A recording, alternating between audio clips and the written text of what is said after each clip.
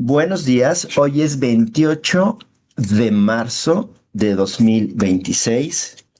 Si mis cuentas, perdón por el... Si mis cuentas están bien, hoy es el día número 87 de 365 del 2026, día 87 contando hoy, y nos quedan 279 días contando hoy porque apenas son las 7:30 y ya vamos súper avanzados. 279 días para 2027. Y de hecho, ya está recorriendo la semana número 13 del año, en la que podemos hacer como que un roundup, como una revisión, como un resumen completo, integrar lo que hemos hecho y pensar qué vamos a hacer el siguiente año de 12 semanas que empieza dentro de la siguiente semana. Pero mientras, y para que eso pueda suceder de manera correcta, el gran científico Matthew Walker, el número uno en el tema del sueño en el mundo, nos va a decir qué onda con la cafeína, el desfase horario y la melatonina. Así es que pongamos mucha atención. Esta sesión dura una hora, porque nos queda una hora, y vamos a ponerle mucha atención a lo que dice. Nos vamos a ir a 1.2 porque es muy largo y explica mucho. Pero si sienten ahí como que está muy rápido, me dicen y le bajamos a 1.1. Adelante, señor lector. Horario y melatonina. Perder y recuperar el control de tu ritmo de sueño. No, se escucha muy ¿Cómo feo. sabe tu cuerpo cuándo es hora de dormir? ¿Por qué sufres síntomas de desfase horario o jet lag cuando llegas a una nueva zona horaria? ¿Cómo superas ese desfase horario? ¿Por qué esa aclimatación te provoca un nuevo desfase horario cuando vuelves a casa? ¿Por qué algunas personas usan melatonina para combatir estos problemas? ¿Por qué y cómo una taza de café te mantiene despierto? Y tal vez, lo más importante, ¿cómo sabes si estás durmiendo lo suficiente? Hay dos factores principales que determinan cuándo quieres dormir y cuándo quieres estar despierto. Mientras lees estas palabras, ambos factores influyen poderosamente en tu mente y tu cuerpo. El primero de ellos es una señal emitida por tu reloj interno de 24 horas, ubicado en las profundidades de tu cerebro. El reloj crea un ciclo, un ritmo de día y noche que te hace sentir cansado o alerta a horas regulares de la noche y el día, respectivamente. El segundo factor es una sustancia química que se acumula en el cerebro y que crea una presión de sueño. Cuanto más tiempo hayas estado despierto, más presión se acumula y en consecuencia, más sueño tienes. El equilibrio entre estos dos factores es lo que dicta lo alerta y atento que estás durante el día, cuándo te sentirás cansado y listo para ir a la cama por la noche y en parte lo bien que vas a dormir. ¿Tienes ritmo? La poderosa fuerza que da forma a tu ritmo de 24 horas, también conocida como ritmo circadiano, es fundamental para responder a muchas de las preguntas del párrafo anterior. Todos generamos un ritmo circadiano, de circa, que significa alrededor, y diano, que se deriva de diam, y significa día. De hecho, cada criatura viviente de este planeta tiene un ciclo natural. El reloj interno de 24 horas de tu cerebro comunica su señal diaria de ritmo circadiano a cada una de las restantes regiones del cerebro y a cada órgano de tu cuerpo. Su tempo de 24 horas te ayuda a determinar cuándo quieres estar despierto y cuándo quieres estar dormido. Pero también controla otros patrones rítmicos, entre los que se incluyen tus momentos preferidos para comer y beber, tus estados de ánimo y emociones, la cantidad de orina que produces, la temperatura de tu cuerpo, tu tasa metabólica y la liberación de numerosas hormonas. No es una coincidencia que la probabilidad de superar un récord olímpico dependa clarísimamente de la hora del día en que se intenta, siendo máxima en el pico natural del ritmo circadiano humano. Velocidad. ¿Vamos bien o le bajamos de 1.1 a 1.0? Siento que está bien esa velocidad. No sé qué opinan los demás.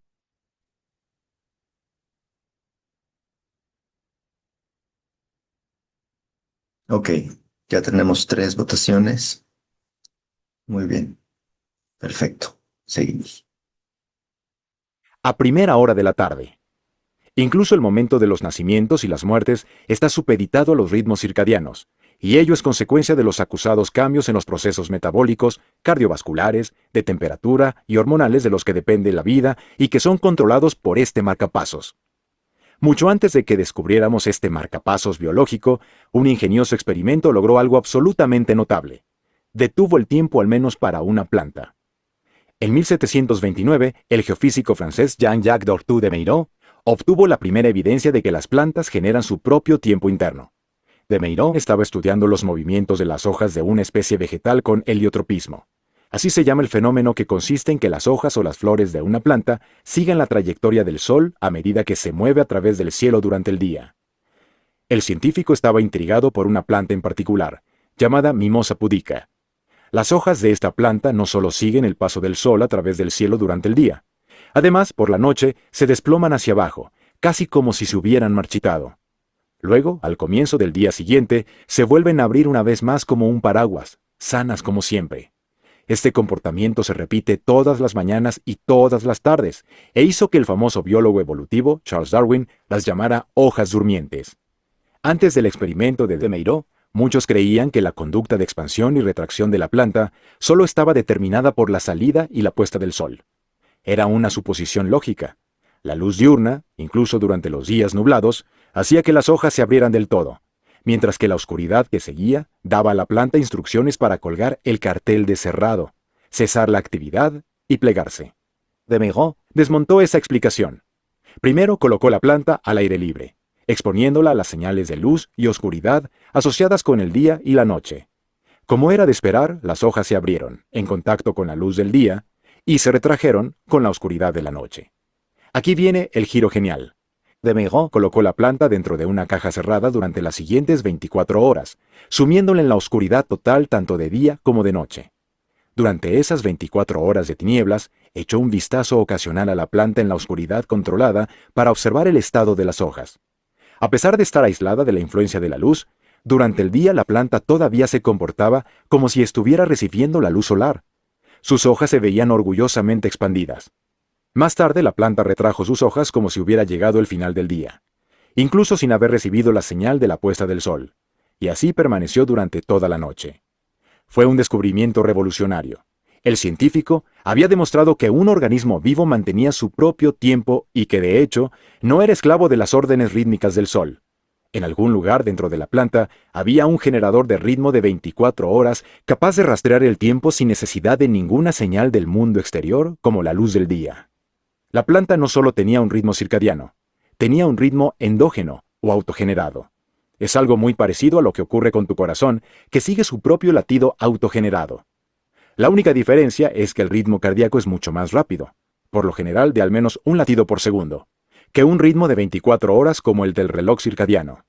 Sorprendentemente debieron pasar otros 200 años para demostrar que tenemos un ritmo circadiano similar que se genera de forma interna. Pero este experimento añadió un conocimiento bastante inesperado a la comprensión de nuestro cronometraje interno. En 1938, el profesor Nathaniel Kleitman, de la Universidad de Chicago, con su ayudante Bruce Richardson, realizó uno de los estudios científicos más extremos. Un estudio que requirió un tipo de compromiso del que se puede decir que hoy no tiene parangón.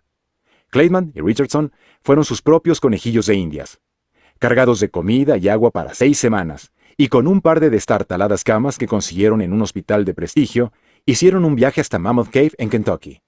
Esta es una de las cavernas más profundas del planeta, tan profunda, de hecho, que no es posible detectar luz solar en sus zonas más recónditas. A partir de esta oscuridad, Kleitman y Richardson iban a iluminar un impresionante descubrimiento científico que establecería nuestro ritmo biológico como de aproximadamente un día, circadiano, pero no exactamente de un día. Además de comida y agua, los dos hombres llevaron una serie de dispositivos para medir su temperatura corporal y sus ritmos de vigilia y sueño.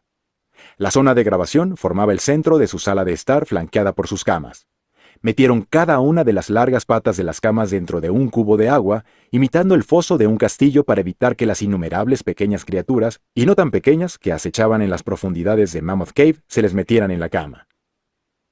La pregunta experimental que Kleitman y Richardson trataban de responder era simple. Una vez privados del ciclo diario de luz y oscuridad, ¿se volverían completamente erráticos sus ritmos biológicos de sueño y vigilia, junto con su temperatura corporal, o permanecerían iguales que los de quienes estaban en el mundo exterior expuestos al ritmo de la luz diurna? Y si ocurría lo primero, ¿cuándo comenzaría a suceder? En total, los científicos estuvieron 32 días en completa oscuridad. Además de crecerles unas barbas impresionantes, durante el proceso hicieron dos sorprendentes descubrimientos. El primero fue que los humanos, como las plantas heliotrópicas de Demeiraud, generamos nuestro propio ritmo circadiano endógeno en ausencia de la luz exterior del sol. Es decir, ni Clayman ni Richardson cayeron en impulsos aleatorios de vigilia y sueño, sino que siguieron un patrón predecible y repetitivo de vigilia prolongada, unas 15 horas, alternada con episodios consolidados de unas 9 horas de sueño. El segundo descubrimiento inesperado, y más profundo todavía, fue que sus predecibles ciclos repetitivos de sueño y vigilia no tenían una duración precisa de 24 horas, sino que eran sistemática e indudablemente de más de 24 horas. Richardson, que estaba en la veintena, desarrolló un ciclo de vigilia-sueño de entre 26 y 28 horas de duración. El de Clayman, que estaba en su cuarta década de vida, se acercaba un poco más a las 24 horas, pero seguía superándolas. Por tanto, cuando se vieron privados de la influencia externa de la luz diurna, el día, generado internamente en cada hombre, no fue exactamente de 24 horas, sino un poco más que eso.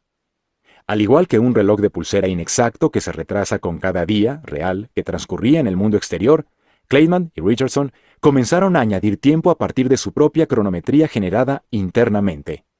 Dado que nuestro ritmo biológico innato no es exactamente de 24 horas, sino solo aproximadamente de 24 horas, hacía falta una nueva nomenclatura, el ritmo circadiano, es decir, un ritmo que es de aproximadamente un día de duración, pero no exactamente de un día.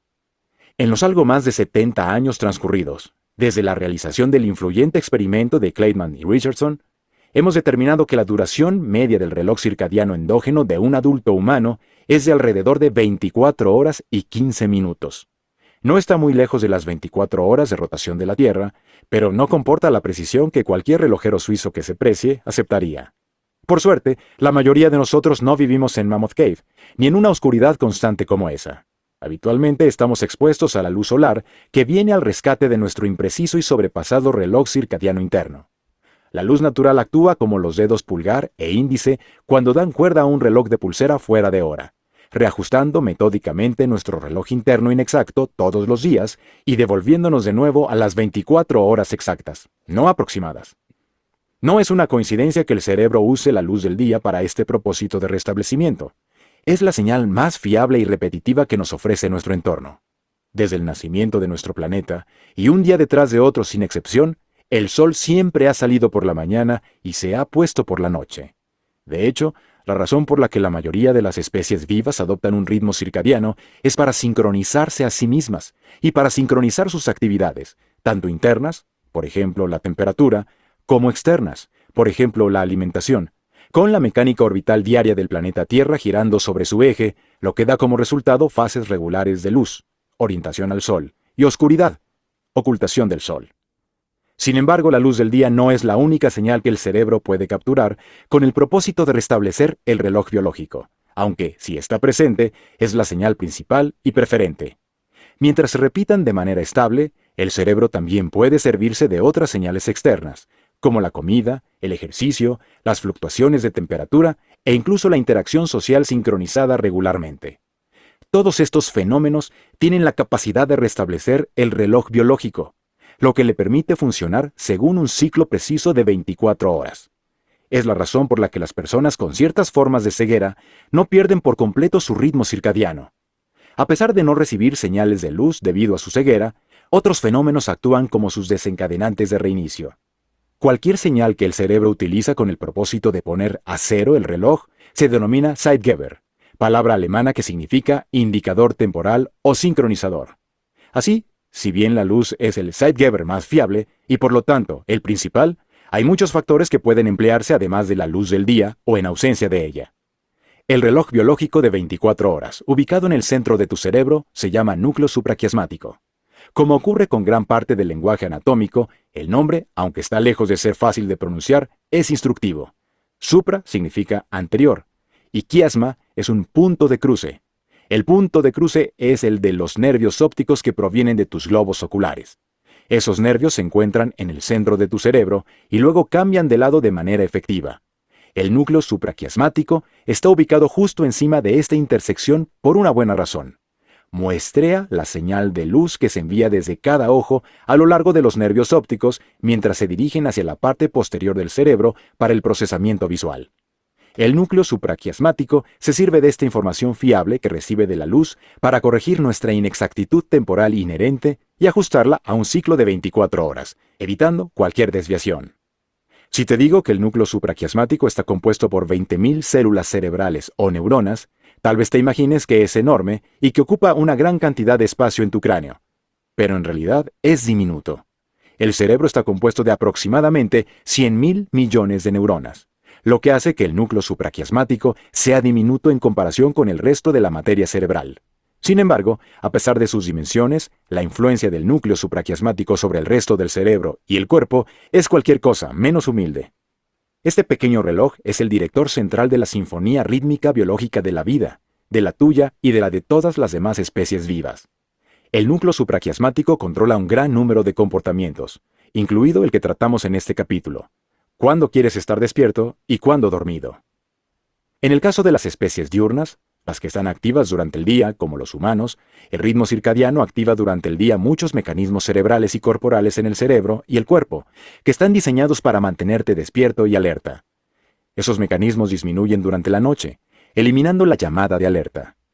En la figura 1 se muestra el ejemplo de un ritmo circadiano, el de la temperatura de tu cuerpo.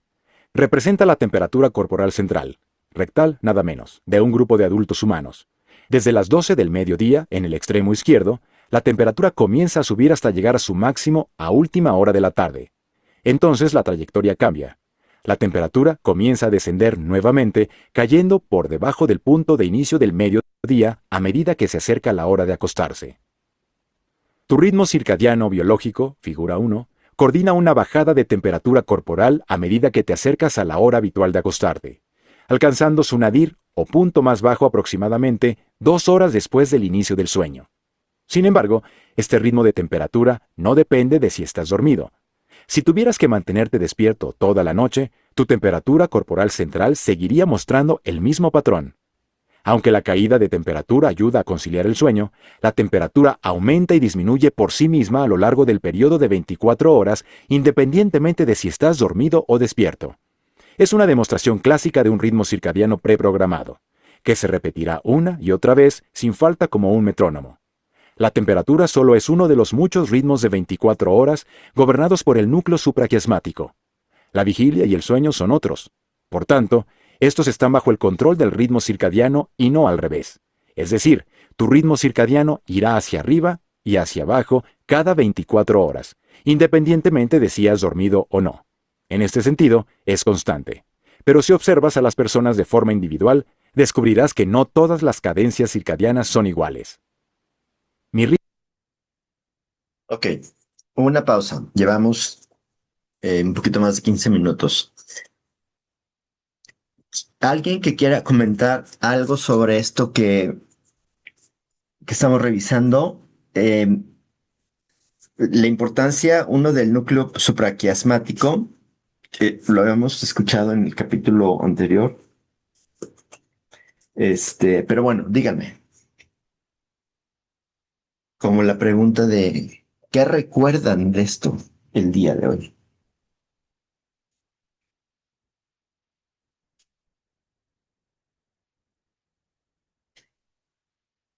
¿Aló?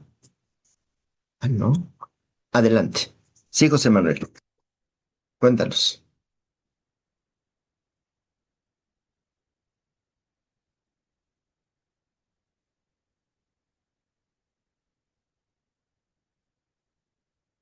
Bueno, vamos a seguir, pero les voy a hacer preguntas después.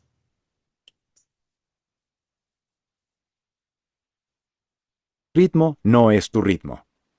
Aunque cada persona tiene un patrón fijo de 24 horas, los respectivos picos y valles son sorprendentemente diferentes entre unos y otros. Para algunos, su pico de vigilia llega temprano por la mañana, y su nivel de somnolencia pronto por la noche. Son los de tipo diurno, más o menos el 40% de la población. Prefieren despertarse al alba o al amanecer.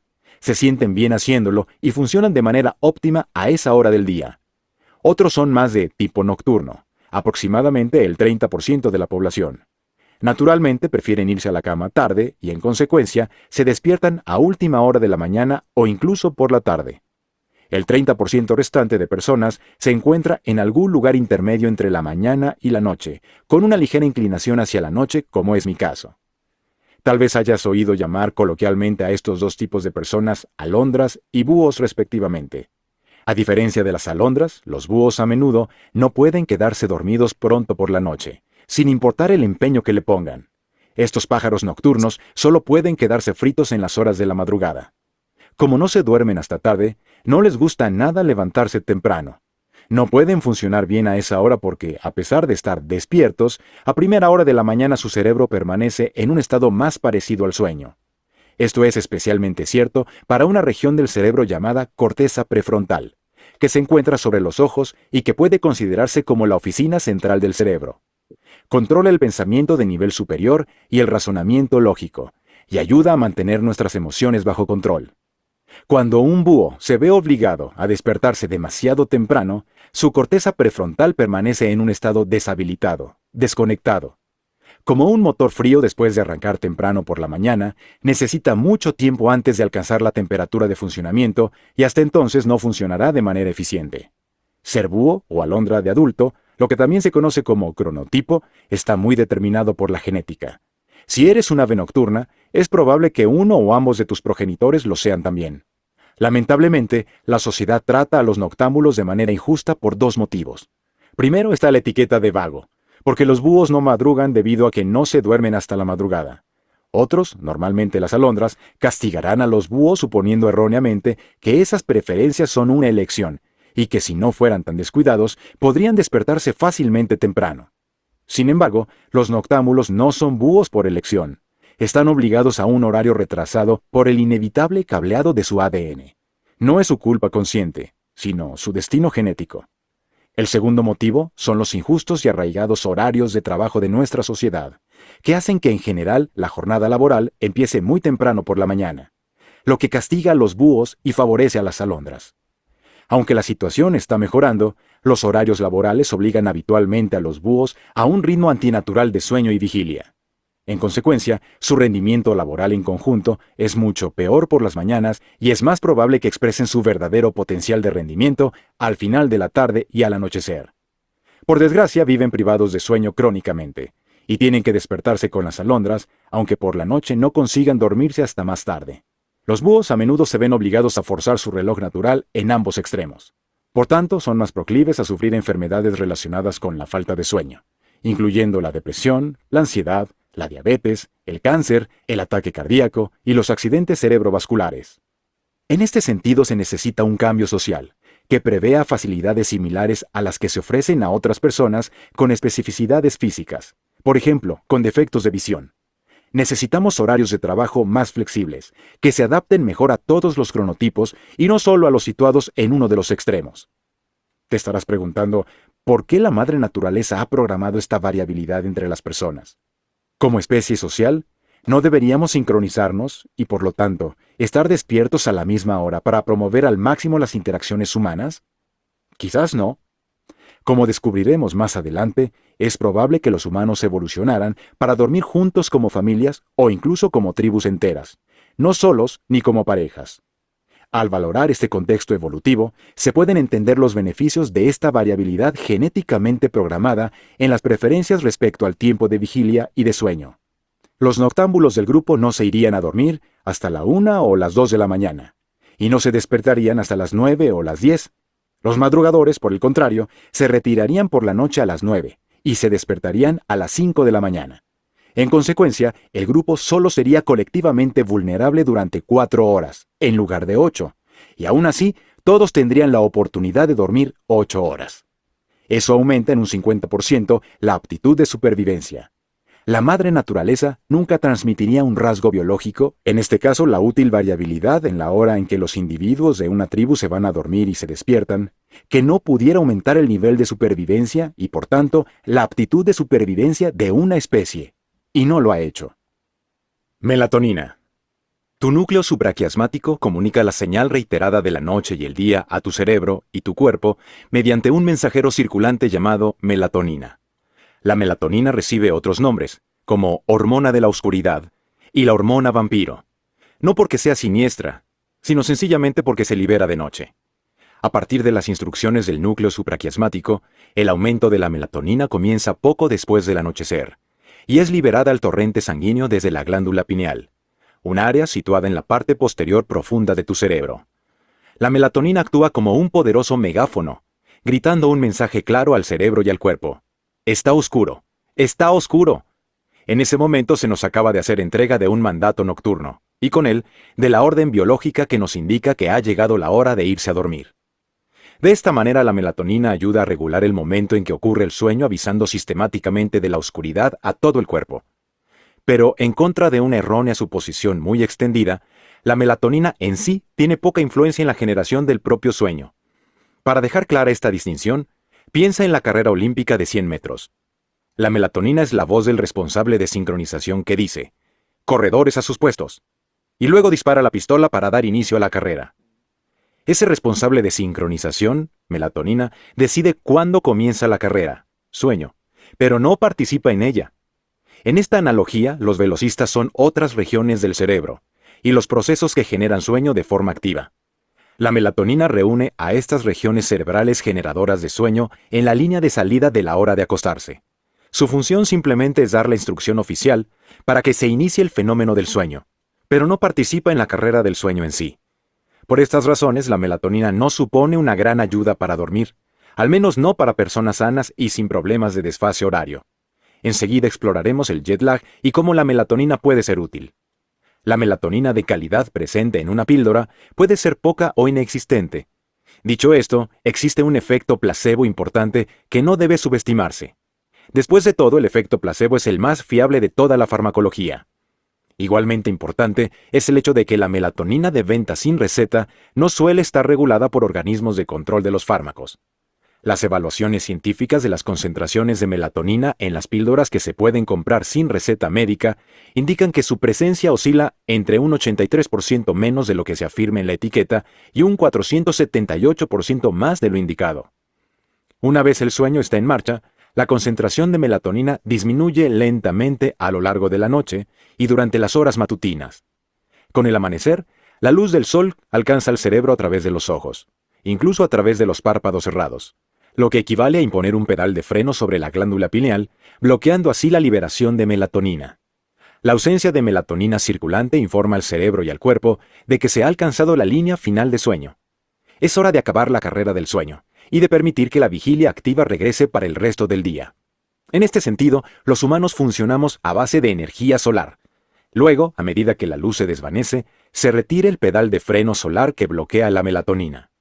Cuando ésta empieza a aumentar, se señala otra fase de oscuridad y se convoca de nuevo el sueño a la línea de salida. En la figura 2 puedes ver un perfil típico de liberación de melatonina. Comienza algunas horas después del atardecer. Luego aumenta rápidamente, alcanzando su máximo alrededor de las 4 de la mañana.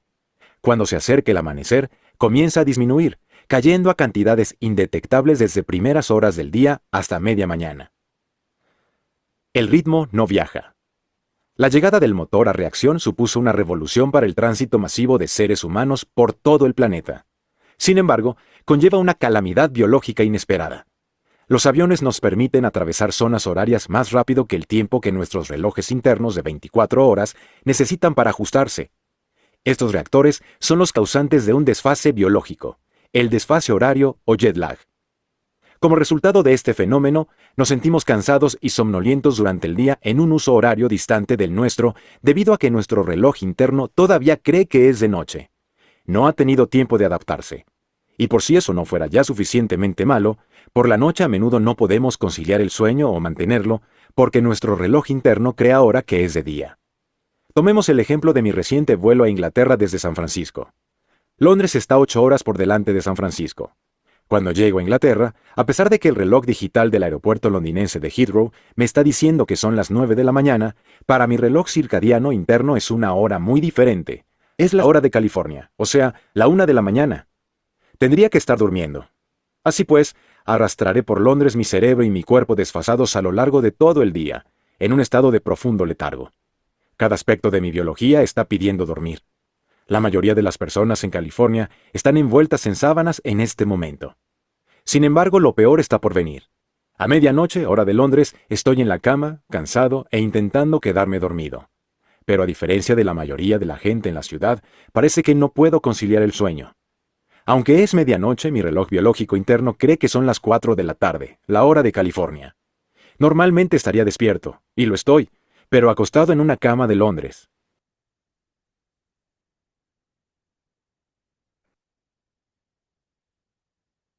¿Qué pasó? Cuéntenme. Bueno, solo voy a decir como dice el Pepe. Solo díganme, ok, aquí sigo, háganme saber que aquí están. Es muy chistoso. Presente. Muy bien, Carla, muchas gracias. Mira, Estamos. aquí estamos, Mike. Ok.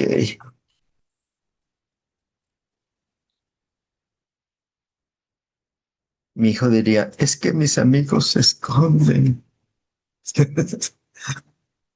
Ok, ahora ya que están aquí, cuéntenme de este cachito. Voy a parar cada 5 minutos para preguntarles algo.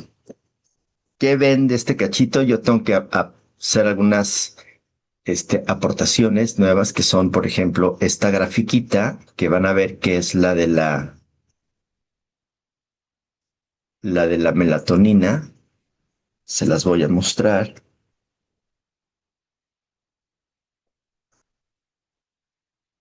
Y nos sirve. ¿Qué página vamos? ¿Qué página vamos? ¿Qué página vamos? No lo sé, no lo sé. En la página 43. Ok. Y es que por aquí teníamos la figura 2. Bueno, decía en la figura 2. Entonces supongo que aquí uno lo que debe de hacer es abrir un espacio y poner la figura 2, ¿no? Entonces ya el señor lector ya puede irse con orden y ver esta figura 2. ¿Qué dice sobre la melatonina, el psicograma a ver.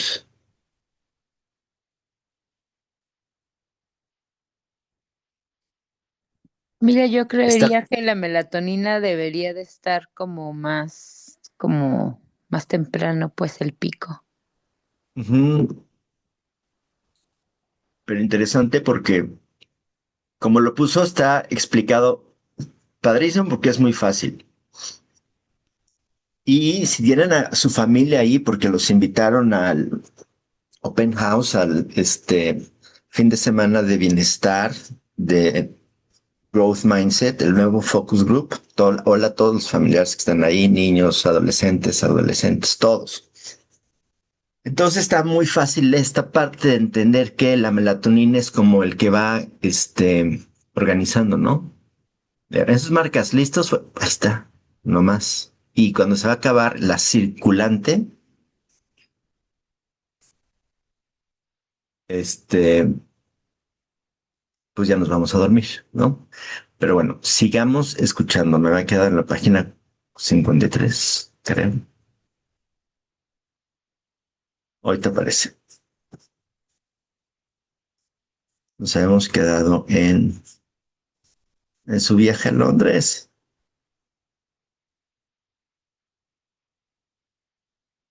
Pasarán 6 horas antes de que se presente mi tendencia natural a conciliar el sueño. Justo cuando Londres esté empezando a despertar, y yo tenga que dar una conferencia. Un desastre. Esto es el desfase horario o jet lag. Durante el día te sientes cansado y somnoliento en la nueva zona horaria, porque tu reloj corporal y la biología que depende de él todavía creen que es de noche. Por la noche no puedes dormir bien porque tu ritmo biológico todavía cree que es de día. Por suerte mi cerebro y mi cuerpo no permanecerán para siempre en este limbo desajustado. Me aclimataré a Londres mediante las señales de la luz del sol en esta nueva ubicación. Pero es un proceso lento.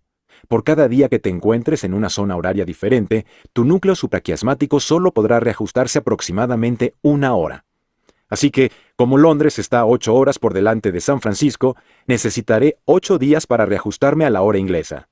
Lamentablemente, después de todos estos esfuerzos del reloj de 24 horas de mi núcleo supraquiasmático para arrastrarse hacia adelante en el tiempo y conseguir establecerse en Londres, llega una noticia deprimente. El 9º día tengo que volar de regreso a San Francisco. Mi pobre reloj biológico tiene que volver a afrontar la misma lucha, pero esta vez en la dirección opuesta. Puede que hayas notado que parece más fácil aclimatarse a una nueva zona horaria si viajas hacia el oeste que si viajas al este. Hay dos razones para esto. En primer lugar, las ubicaciones que se encuentran al este requieren que te duermas más temprano de lo normal, lo que supone una gran exigencia biológica para que la mente simplemente se ponga en acción. Por el contrario, la dirección hacia el oeste exige que te quedes despierto hasta más tarde, que es una perspectiva consciente y pragmáticamente más sencilla. En segundo lugar, recordarás que cuando estamos aislados de cualquier influencia externa del mundo, nuestro ritmo circadiano natural es de forma innata superior a un día, aproximadamente 24 horas y 15 minutos. Pese a que es una cantidad de tiempo modesta, esos 15 minutos hacen que sea más fácil estirar artificialmente un día que encogerlo. Cuando viajas al oeste, en la dirección de tu reloj interno innato de mayor duración, ese día es de más de 24 horas, y te resulta un poco más fácil la acomodación. Sin embargo, el viaje hacia el este, que implica para ti un día de menos de 24 horas, va en contra de tu ritmo innato más largo, razón por la cual te resulta más difícil adaptarte. Tanto si viajas al oeste como al este, el jet lag representa un esfuerzo tortuoso para el cerebro, y comporta un profundo estrés biológico para las células, los órganos y los principales sistemas del cuerpo. Y tiene consecuencias. Los científicos han investigado a los tripulantes de cabina de aerolíneas que hacen con frecuencia trayectos de largo recorrido y tienen poco tiempo para recuperarse. Se han observado dos resultados alarmantes. En primer lugar, algunas partes de sus cerebros, específicamente las relacionadas con el aprendizaje y la memoria, se habían reducido físicamente, lo que sugiere una destrucción de las células cerebrales provocada por el estrés biológico de los viajes a través de diferentes zonas horarias. En segundo lugar, su memoria a corto plazo estaba muy deteriorada. Comparadas con otras personas de su misma edad y antecedentes que no viajaban con frecuencia entre zonas horarias, mostraban más propensión a los olvidos. Otros estudios de pilotos, tripulantes de cabina y trabajadores que hacen distintos turnos han identificado otras consecuencias inquietantes, como porcentajes mucho más elevados de cáncer y diabetes tipo 2 que en la población general o que en otras personas que no viajan tanto. A la vista de estos efectos nocivos, es comprensible que algunas personas que tienen que convivir con el jet lag, como los pilotos y los tripulantes de cabina de las aerolíneas, intenten mitigar esta desgracia. A menudo, en un intento de solucionar el problema, optan por tomar píldoras de melatonina. Recuerda mi vuelo de San Francisco a Londres. El día de mi llegada tuve muchos problemas para conciliar el sueño y dormir durante la noche. En parte eso se debía a que en Londres mi cuerpo no liberaba melatonina durante las horas nocturnas. Mis máximos de melatonina estaban aún muchas horas por detrás, sincronizados con la hora de California. Pero imaginemos que hubiera decidido tomar un compuesto legal de melatonina después de llegar a Londres. Así es como habría funcionado. Entre las 7 y las 8 de la tarde, hora de Londres, habría tomado una píldora, desencadenando un aumento artificial de la melatonina circulante similar a los niveles máximos naturales que en esos momentos actuaban sobre los cuerpos de la mayoría de la gente de Londres. Como consecuencia, mi cerebro habría creído que era de noche. Y con ese engaño inducido por la química, se le habría indicado al sueño que era el momento de ponerse en la línea de salida. Me habría seguido costando conciliar el sueño a esa hora tan irregular para mí, pero ese aviso horario habría aumentado de forma considerable la posibilidad de que me durmiera en ese contexto de desfase horario. Presión de sueño y cafeína. Tu ritmo circadiano de 24 horas es el primero de los dos factores que determinan la vigilia y el sueño. El segundo es la presión del sueño. En este momento, una sustancia química llamada adenosina se está acumulando en tu cerebro. Con cada minuto que estés despierto, continuará aumentando. Es decir, cuanto más tiempo estés despierto, más adenosina se acumulará. Piensa en esta sustancia como en un barómetro químico que registra constantemente la cantidad de tiempo transcurrido desde que te has despertado esta mañana. El aumento de adenosina en el cerebro tiene como consecuencia un deseo cada vez mayor de dormir. Esto se conoce como presión del sueño, y es la segunda fuerza que determina cuándo te sentirás somnoliento, y por tanto, tendrás que irte a la cama. Usando un astuto efecto de doble acción, las altas concentraciones de adenosina reducen el volumen de las regiones del cerebro que promueven la vigilia y suben el volumen de las regiones que inducen el sueño. Como resultado de esa presión química del sueño, cuando las concentraciones de adenosina alcancen un máximo, aparecerá una irresistible necesidad de dormir. A la mayoría de la gente, eso le sucede después de estar despierto entre 12 y 16 horas. Sin embargo, puedes silenciar la señal de sueño de la adenosina de forma artificial, tomando una sustancia química que te hará sentir más alerta y despierto: la cafeína. La cafeína no es un suplemento alimenticio, sino el estimulante psicoactivo más utilizado y consumido en exceso en el mundo. Después del petróleo, es el producto más comercializado del planeta. El consumo de cafeína representa la mayor y más prolongada utilización no supervisada de una sustancia por parte de la especie humana, quizás solo comparable con el alcohol, y continúa hasta el día de hoy. La cafeína funciona compitiendo con la adenosina por el privilegio de aferrarse a los sitios encargados de recibir la adenosina en el cerebro, también conocidos como receptores. Sin embargo, una vez que la cafeína ocupa esos receptores, no los estimula como la adenosina, provocando sueño. La cafeína bloquea y desactiva los receptores, actuando como un agente enmascarador. Es el equivalente a taparse los oídos con los dedos para silenciar un sonido. Al secuestrar y ocupar estos receptores, la cafeína bloquea la señal de somnolencia que en una situación normal sería comunicada al cerebro por la adenosina. El resultado: la cafeína te engaña haciéndote sentir alerta y despierto, a pesar de los altos niveles de adenosina que te invitan a dormir. Las concentraciones circulantes de cafeína alcanzan su nivel máximo 30 minutos después de su ingestión. Sin embargo, el problema es la persistencia de esta sustancia en tu sistema. En farmacología usamos el concepto vida media para referirnos a la eficacia de un medicamento. Esto simplemente quiere decir el tiempo que necesita el cuerpo para eliminar el 50% de la concentración de un medicamento. La cafeína tiene una vida media de 5 a 7 horas. Supongamos que te tomas una taza de café antes de la cena, sobre las 7:30. Esto significa que hacia la 1:30 de la mañana, el 50% de esa cafeína aún puede estar activa y circulando por todo el tejido cerebral. En otras palabras, antes de la 1:30 de la mañana, aún no habrás completado el trabajo de limpiar tu cerebro de la cafeína que te bebiste antes de cenar. Ese 50% restante no es inocuo, pues sigue siendo una dosis de cafeína bastante potente. Todavía te quedará hacer mucho trabajo de descomposición durante la noche antes de que desaparezca. Mientras tu cuerpo batalle contra la fuerza opuesta de la cafeína, no te será fácil conciliar el sueño. La mayoría de las personas no son conscientes de cuánto tiempo se tarda en eliminar una sola dosis de cafeína, y por lo tanto, cuando se despiertan por la mañana, no establecen una relación entre la mala noche que acaban de pasar y la taza de café que se tomaron antes de cenar. La cafeína, presente no solo en el café, en algunos tipos de té y en muchas bebidas energéticas, sino también en alimentos como el chocolate negro y el helado, así como en medicamentos como las píldoras para perder peso o los analgésicos, es una de las principales responsables de que la gente no se duerma con facilidad y profundamente, algo que generalmente se disfraza de insomnio, que es una auténtica alteración médica.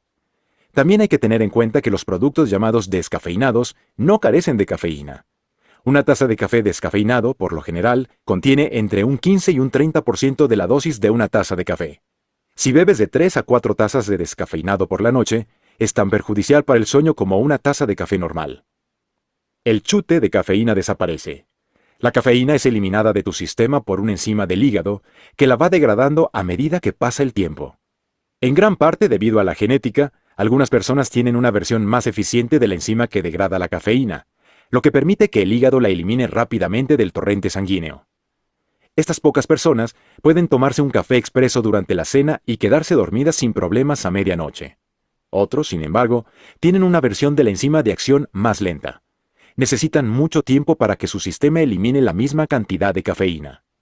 Como resultado, son muy sensibles a los efectos de esta sustancia. El efecto de una taza de té o de café tomada por la mañana les durará todo el día, y si toman una segunda taza, aunque sea a primera hora de la tarde, les será difícil conciliar el sueño por la noche. El envejecimiento también altera la velocidad de eliminación de la cafeína. Cuanto más viejos somos, más tardan nuestro cerebro y nuestro cuerpo en eliminar la cafeína.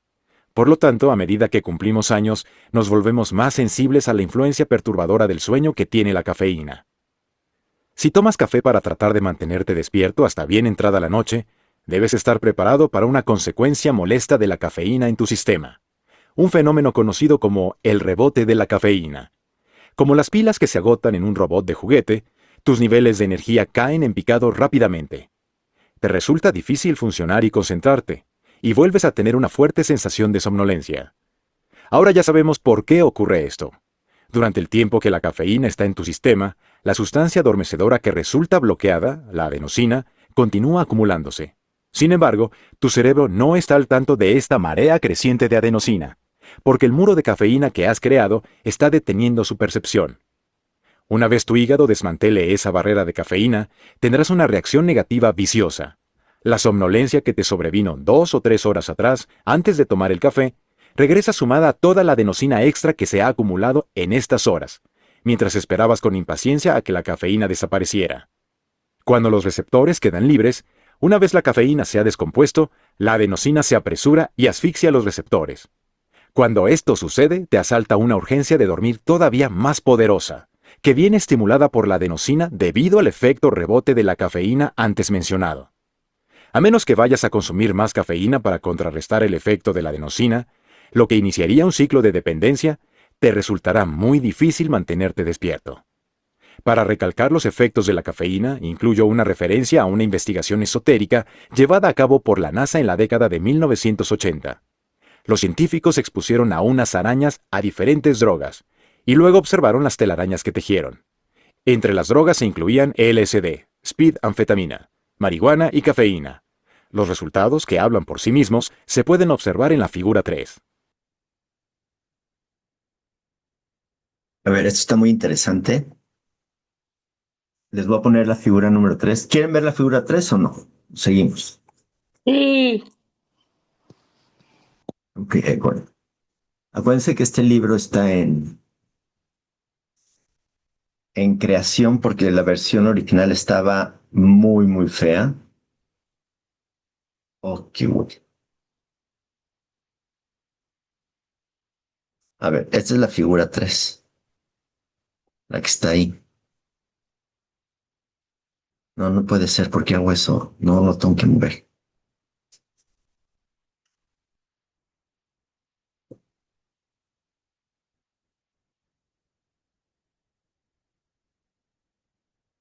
Sí, es que ese libro que compramos no está bueno. Está muy pegada a las letras. No, no, no. Figura 3.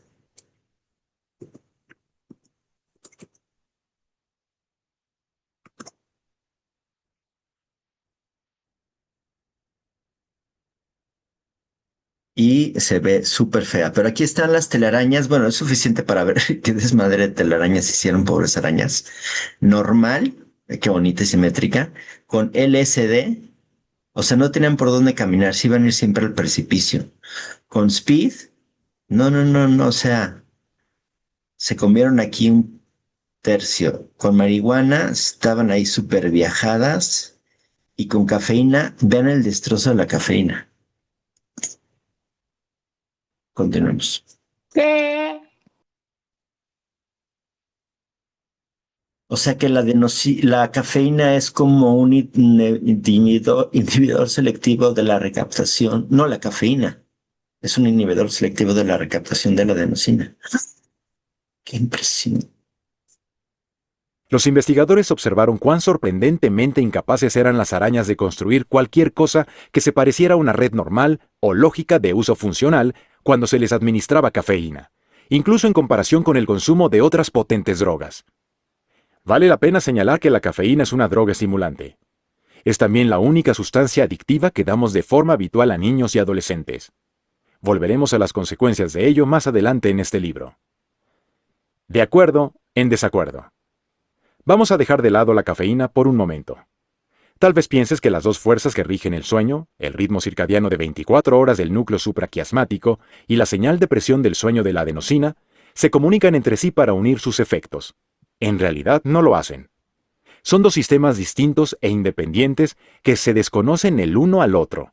No están unidos, pero sí suelen estar asociados. La figura 4 comprende 48 horas, de izquierda a derecha, 2 días y 2 noches. La línea de puntos es el ritmo circadiano, también conocido como proceso C. Al igual que una sinusoide, aumenta y disminuye de manera sistemática y repetida, y luego aumenta y desciende una vez más. Desde la izquierda de la figura, el ritmo circadiano comienza a aumentar su actividad unas horas antes de que te despiertes, comunicando al cerebro y al cuerpo una señal de alerta de energía. Piensa en ello como en una estimulante banda musical que se acerca desde la distancia. Al principio, la señal es suave, pero gradualmente crece, crece y crece. A primera hora de la tarde, en la mayoría de los adultos sanos, la señal de activación del ritmo circadiano alcanza su punto máximo. Ahora pensemos en lo que está sucediendo con el otro factor de control del sueño, la adenosina. Esta crea una presión para dormir, también conocida como proceso S, representado con una línea continua en la figura 4. Cuanto más tiempo estás despierto, más adenosina se acumula, creando un impulso, presión, creciente para dormir. De media a última hora de la mañana solo has estado despierto durante unas pocas horas. En consecuencia, las concentraciones de adenosina han aumentado solo un poco. Además, el ritmo circadiano se encuentra en su potente aumento de alerta. Esta combinación de fuerte activación del ritmo circadiano con bajas cantidades de adenosina da como resultado una agradable sensación de estar completamente despierto, o al menos así debería ser, siempre y cuando tu sueño de la noche anterior tuviera suficiente calidad y duración. Si sientes que podrías dormirte con facilidad a media mañana, es muy probable que no hayas dormido La suficiente, figura o que la calidad de 4. tu sueño no haya sido buena. La distancia entre las líneas curvas superiores es un reflejo directo de tu deseo de dormir. Cuanto mayor sea la distancia entre las dos, más grandes son tus ganas. Ok. Bueno, a ver.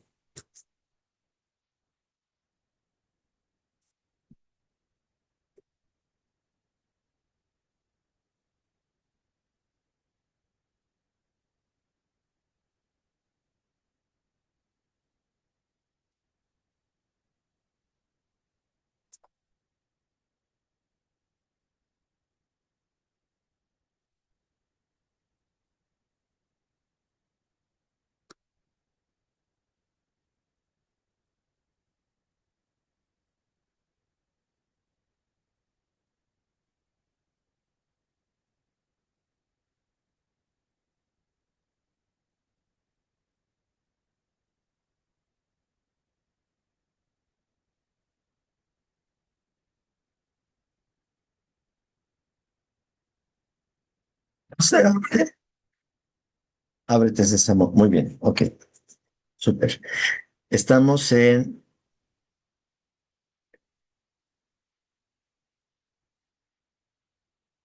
Pero quiero ir ahí, señor PDF. Oh my God. Bueno, así pueden conocer el libro que modificamos porque eso estaba muy, muy, muy, muy amontonado todo. Y bueno, esta es la figura 3, la de las pobres arañitas. Y una vez le vamos a hacer su foto decente. Esta es la figura número 4, que también le hacemos su foto decente y vemos cómo el proceso C y el proceso S están asociados. Pero mientras el proceso C, que es el circadiano, impulso de mantenerse despierto, va cayendo a la hora de la nochecita, 23 horas, está tu sueño profundo y sube y baja, sube y baja. Ese es el ciclo, ¿no? 24 horas. Pero el proceso es el impulso de dormir, sube igual a la hora que baja el circadiano, pero aquí hay un desfase. A ver, explícanos esto, por favor, Matthew. Cerca desde la distancia. Al principio, la señal es suave, pero gradualmente crece como proceso C. Al igual que una sinusoide, aumenta y disminuye de manera sistemática y repetida, y luego aumenta y desciende una vez más. Desde la izquierda de la figura, el ritmo circadiano comienza a aumentar su actividad unas horas antes de que te despiertes, comunicando al cerebro y al cuerpo una señal de alerta de energía. Piensa en ello como en una estimulante banda musical que se acerca desde la distancia. Al principio, la señal es suave, pero gradualmente crece, crece y crece. A primera hora de la tarde, en la mayoría de los adultos sanos, la señal de activación del ritmo circadiano alcanza su punto máximo. Ahora pensemos en lo que está sucediendo con el otro factor de control del sueño, la adenosina. Esta crea una presión para dormir, también conocida como proceso S, representado con una línea continua en la figura 4. Está, proceso ese. Cuanto más tiempo estás despierto, más adenosina se acumula, creando un impulso, presión, creciente para dormir. De media a última hora de la mañana solo has estado despierto durante unas pocas horas. En consecuencia, las concentraciones de adenosina han aumentado solo un poco. Además, el ritmo circadiano se encuentra en su potente aumento de alerta. Esta combinación de fuerte activación del ritmo circadiano con bajas cantidades de adenosina da como resultado una agradable sensación de estar completamente despierto, o al menos así debería ser, siempre y cuando tu sueño de la noche anterior tuviera suficiente calidad y duración. Si sientes que podrías dormirte con facilidad a media mañana, es muy probable que no hayas dormido suficiente, o que la calidad de tu sueño no haya sido buena. La distancia entre las líneas curvas superiores es un reflejo directo de tu deseo de dormir. Cuanto mayor sea la distancia entre las dos, más grandes son tus ganas de dormir. Por ejemplo, a las 11 de la mañana, si te has despertado a las 8, hay solo una pequeña distancia entre la línea de puntos, ritmo circadiano, y la línea continua, presión de sueño, ilustrada en la figura 5 por la doble flecha vertical. Esta mínima diferencia quiere decir que hay un impulso débil hacia el sueño y una fuerte necesidad de estar despierto y alerta. Sin embargo, hacia las 11 de la noche, la situación es muy diferente, como se muestra en la figura 6. Ahora llevas despierto 15 horas, y tu cerebro está empapado en elevadas concentraciones de adenosina. Fíjate en cómo ha aumentado la línea continua en la figura. Además, la línea punteada del ritmo circadiano desciende, lo que disminuye tus niveles de actividad y de alerta.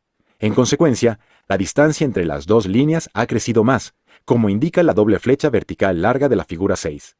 Esta potente combinación de abundante... Wait. Figura 6.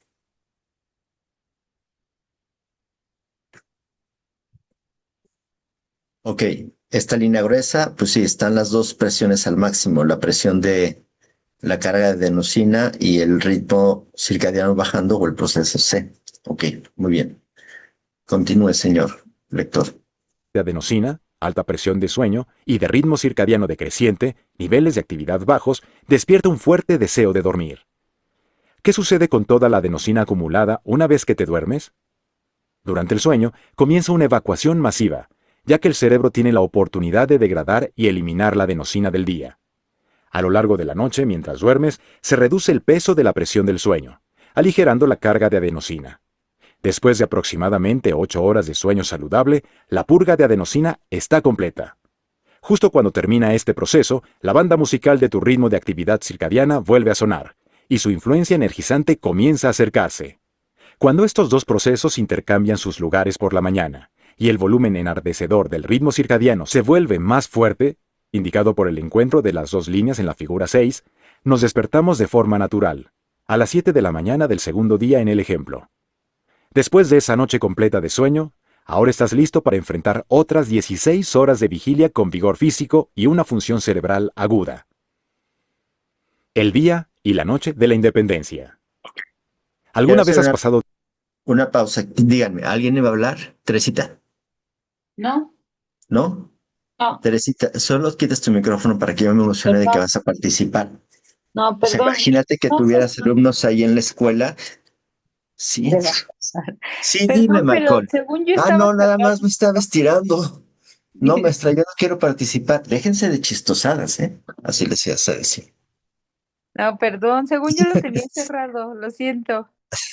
No, no pasa Siento que nada. tú lo abres para evidenciarme. Ah, oiga, pero aquí está diciendo algo independiente, importante, lo que yo les he dicho. Ya, gracias, Matthew Walker, porque seguramente lo saqué de ti de hace muchos años, pero ya estás listo para otras 16 horas despierto. ¿Entendieron lo que dijo ese señor? O sea, esas 8 horas no te pertenecen. Importante. Siga, señor Matthew. Es como el pago que le haces a tu cerebro por haberte dado un día de conciencia, lucidez, plenitud y entendimiento de que estás vivo y funcionando. Es el costo. despierto 24 horas? O lo que es lo mismo, ¿alguna vez has dejado de dormir por la noche y has permanecido despierto durante todo el día siguiente? Si lo has hecho y consigues traer a la mente la mayor parte de esa experiencia, puede que recuerdes haberte sentido adormilado y horrible, aunque había otros momentos en que, a pesar de llevar despierto tanto tiempo, paradójicamente te sentías más alerta. ¿Por qué?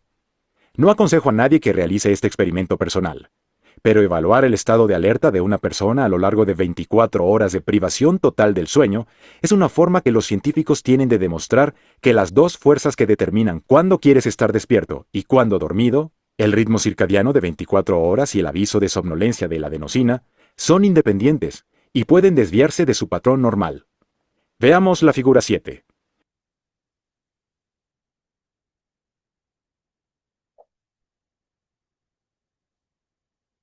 Ahí está, la figura 7. Que muestra un segmento de tiempo de 48 horas y los dos factores en cuestión, el ritmo circadiano de 24 horas y la señal de presión de sueño de la adenosina, así como la distancia que hay entre ellos. En esta situación, el voluntario de nuestro experimento permanecerá despierto toda la noche y todo el día. A medida que la noche de privación de sueño avanza, la presión de la adenosina, línea superior, aumenta progresivamente, como el nivel del agua en un fregadero tapado cuando se deje el grifo abierto. No disminuirá en toda la noche. No podrá hacerlo porque el sueño está ausente. Al permanecer despierto y bloquear el acceso al drenaje de adenosina que tiene lugar cuando se duerme, el cerebro no puede librarse de la presión química del sueño. La cantidad de adenosina sigue aumentando. Esto debería implicar que cuanto más tiempo estés despierto, más sueño experimentarás. Pero no es así. Aunque te sentirás un poco más somnoliento durante toda la fase nocturna, y tu alerta llegará a su punto bajo hacia las 5 o las 6 de la mañana, a partir de ahí tomarás un segundo impulso. ¿Cómo es posible eso? Si los niveles de adenosina y la correspondiente presión del sueño continúan aumentando. La respuesta reside en tu ritmo circadiano de 24 horas, que ofrece un breve periodo de salvación de la somnolencia. A diferencia de la presión del sueño, tu ritmo circadiano no presta atención a si estás dormido o despierto. Su expresión lenta y rítmica continúa cayendo y aumentando estrictamente sobre la base de la hora que es. No importa qué nivel de adenosina y somnolencia existe en tu cerebro, pues el ritmo circadiano de 24 horas se activa independientemente de tu actual falta de sueño. Si nos fijamos de nuevo en la figura 7, el cambio experimentado hacia las 6 de la mañana puede explicarse por la combinación de una alta presión del sueño de la adenosina y un ritmo circadiano que llega a su punto más bajo. La distancia vertical que separa estas dos líneas a las 3 de la mañana es grande, como indica la primera flecha vertical de la figura. Pero si puedes superar este bajón en tu estado de vigilia, llegará una recuperación. Por la mañana, el aumento de tu ritmo circadiano vendrá a rescatarte, acumulando un incremento de la alerta durante toda la mañana, lo que compensará los niveles crecientes de la presión del sueño de adenosina. A medida que tu ritmo circadiano alcanza su punto máximo alrededor de las 11 de la mañana, la distancia vertical entre las dos líneas correspondientes en la figura 7 disminuye.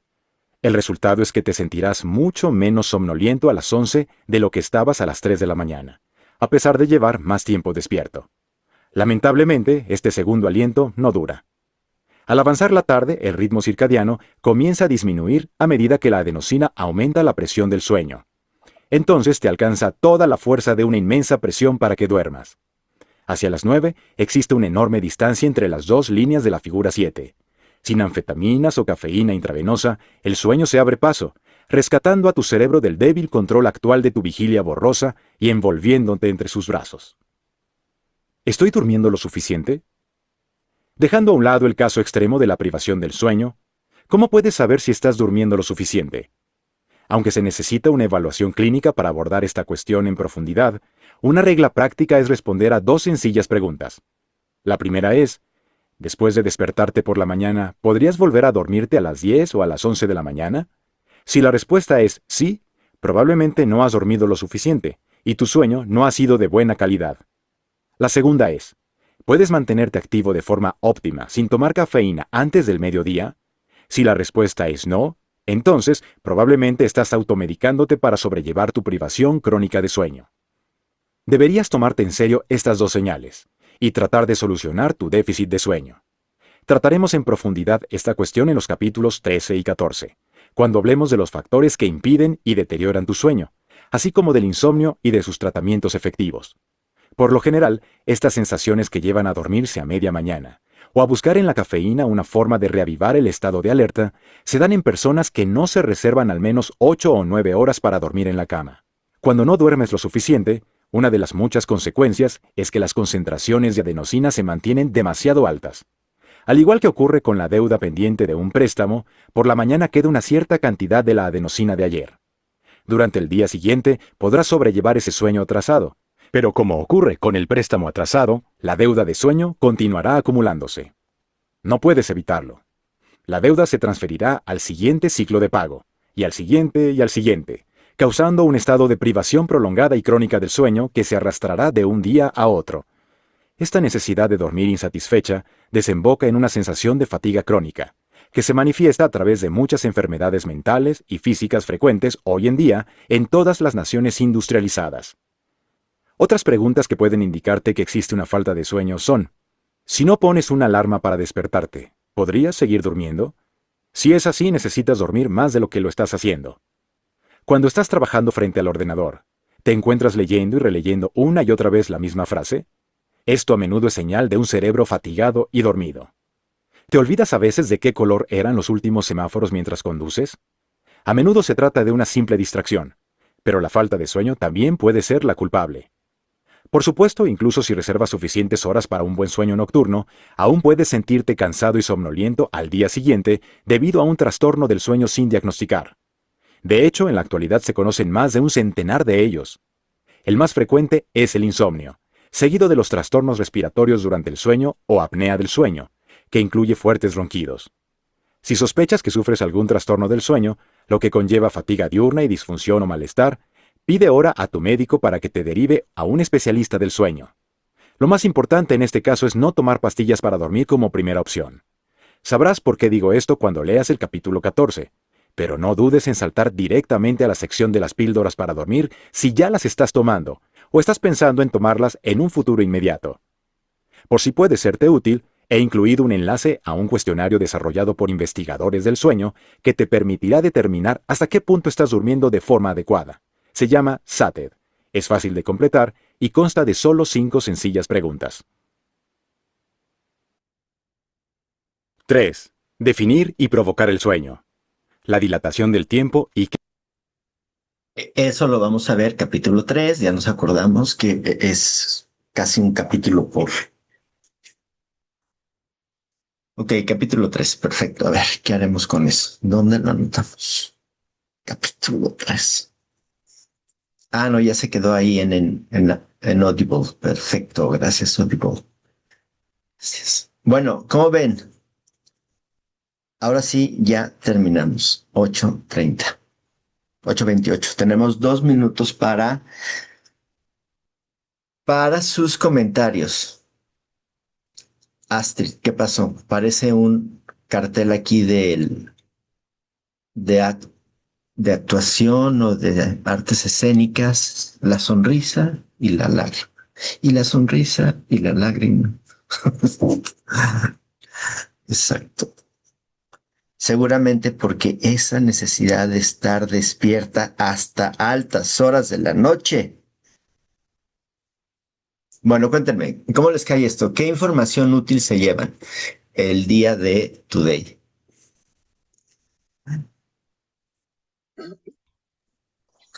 Yo cuando Michael, empecé, perdón, sí, ok.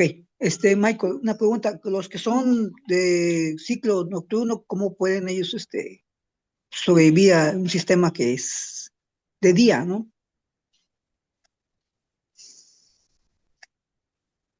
Yo creo que yo creo que se puede modificar, pero obviamente no soy científico, pero yo soy más de trabajar en la noche. O sea, extraño esa claridad y explosión de creatividad que hay entre las 11 de la noche y la 1 de la mañana. 10:30, 1:30. No, no, no. O sea, lo extraño, pero sé que tiene un costo muy alto. Luego entonces, algo para no hacerlo es obligarme a despertarme temprano. Pero como luego me despierto a la hora que se me pega la gana, necesito algo más poderoso que me haga despertarme temprano. Ándele, vayamos a leer a las 7. Ándele a las 6. Ahora a las 5. Y ahora pues a las 4. Entonces no hay forma de que te desveles porque ya tienes una responsabilidad a esa hora. Pero sí lo puedes modificar. En mi caso así ocurrió. No sé si se pueda modificar para todos los casos, pero tal vez puede ser algo que reajustas, así como si estuvieras viviendo en, no sé, aquí en América, el continente americano, y de repente te vas al centro de Europa, pues a vivir de por vida, se tiene que acostumbrar a ese cambio. Entonces, creo que sí se puede hacer el ajuste eh, y ya. Gracias, Michael, gracias. Voy a seguir así como Pero, dices tú. ajá. O sea, pero esto llevó muchos años de investigación, muchos médicos que pasaron este, por mi tarjeta de crédito y de débito y de deuda, este, y ya. Y yo te puedo decir que este cambio de horario nació 2019, 2020, por ahí del 2021, o sea, tiene poquito. Pero bueno, perfecto, José Manuel. ¿Qué más se llevan? Aquí tenemos a ver, el libro se los voy eh, a compartir como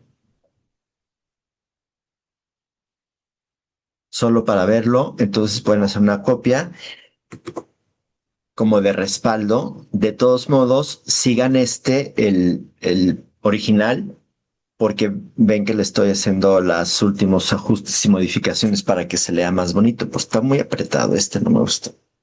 Michael ahí decía que había una encuesta, una, un test, creo que se llamaba SATET o algo así, no me acuerdo. Sí, lo estoy buscando aquí, a ver, porque dice, está de una forma adecuada. Número 15 se llama SATED. Ok, y aquí en el número 15 voy a copiar este URL. Ay, mira, se va solito. Wow.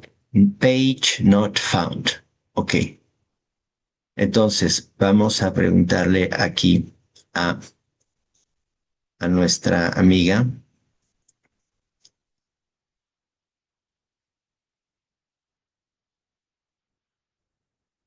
Cuestionario desarrollado por investigadores del sueño que determina hasta qué punto estás durmiendo de forma adecuada. Se llama SATET.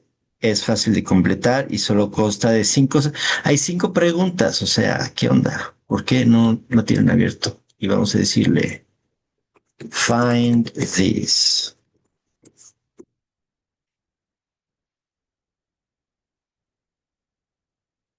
Sí, se llama SATET. Es un cuestionario, ¿ok?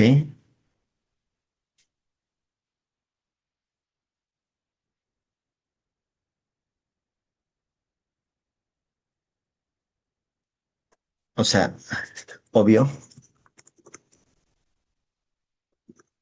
sí quiero, porque te dije, find, no tell me.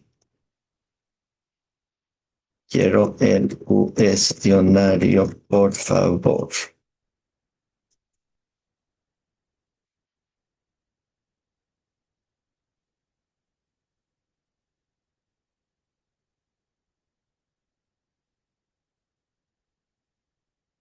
Claro, puedes tomar control del navegador. Adelante.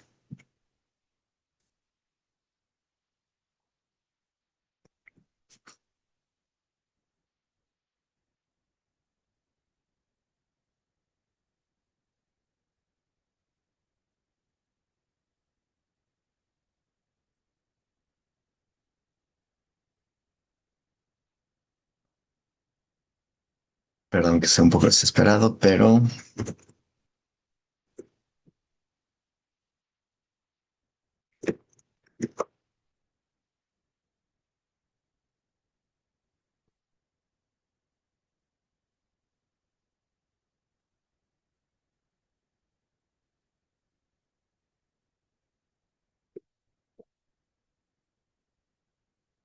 Ay, perdón, el documento aquí está. Gracias,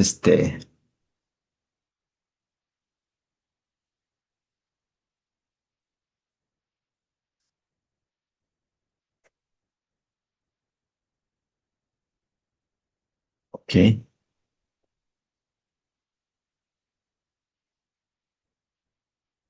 A ver, ¿dónde lo tienes? Ya está.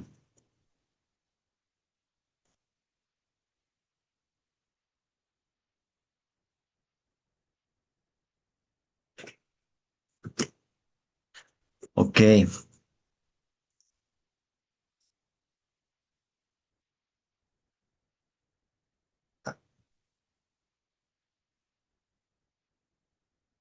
¿Cómo? ¿Así? ¿Tan sencillo? Ok, está padre este. El test SATE es una herramienta breve y sencilla diseñada para evaluar la calidad del sueño de una persona. Su nombre es un acrónimo formado por 5 dimensiones clave del sueño saludable: satisfacción, alerta, tiempo, eficiencia y duración. ¿Qué les encanta hacer acrónimos de todo? ¿No estará el acrónimo limitando la realidad total por esforzarse y entercarse en el acrónimo? Es una duda.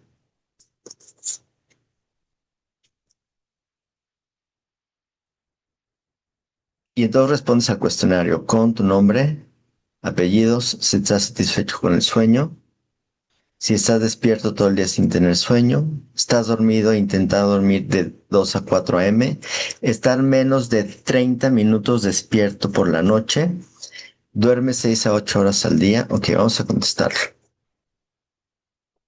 Vamos a ponerle Matthew Walker.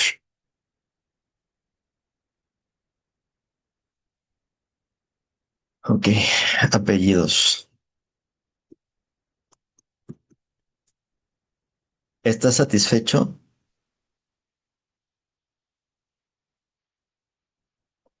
¿Estás despierto todo el día sin tener sueño?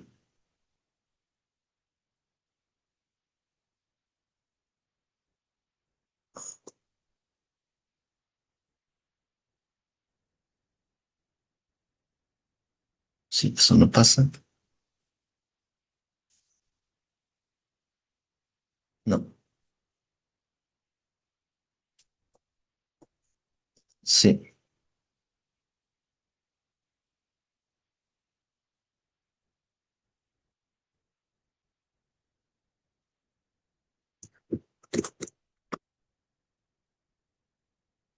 Ok, ahí pueden hacer su test, lo enviamos.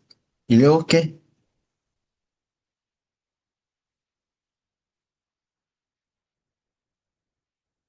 ¿Y luego?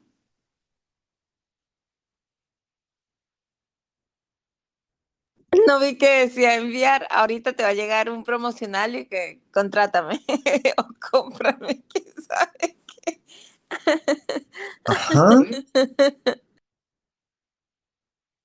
No, Nos no, los no. llevamos de tarea, encontrar el cuestionario que sí nos dé una respuesta.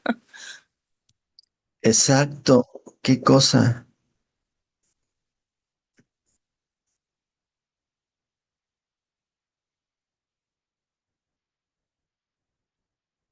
No, fíjense. No nos los llevamos. Les vamos a regalar esto, fíjense.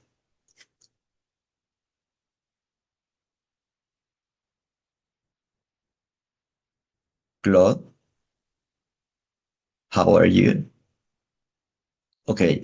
Ah,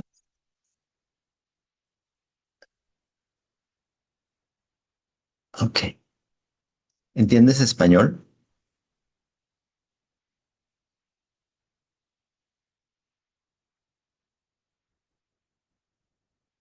Do you speak and understand Spanish?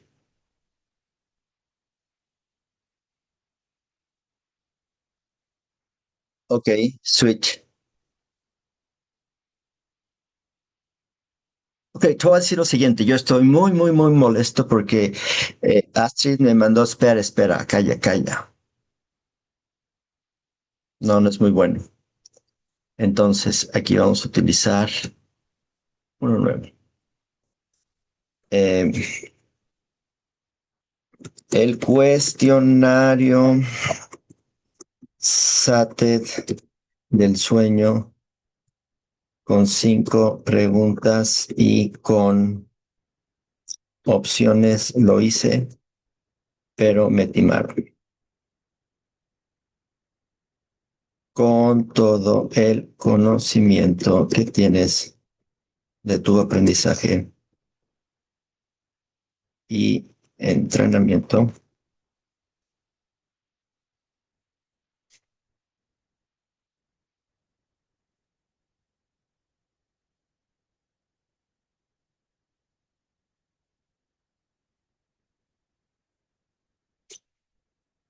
crea un artifact con las preguntas, con posibles respuestas, nunca, algunas veces, etcétera,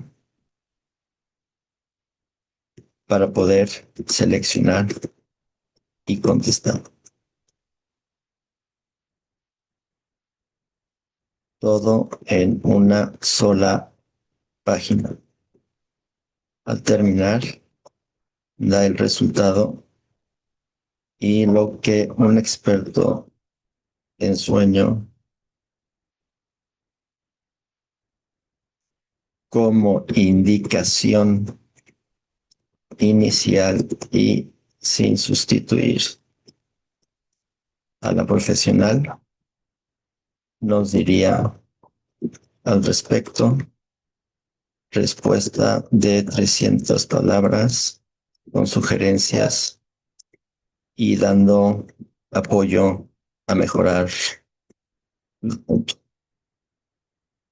Al final entrega un botón para descargar el resultado en un PDF.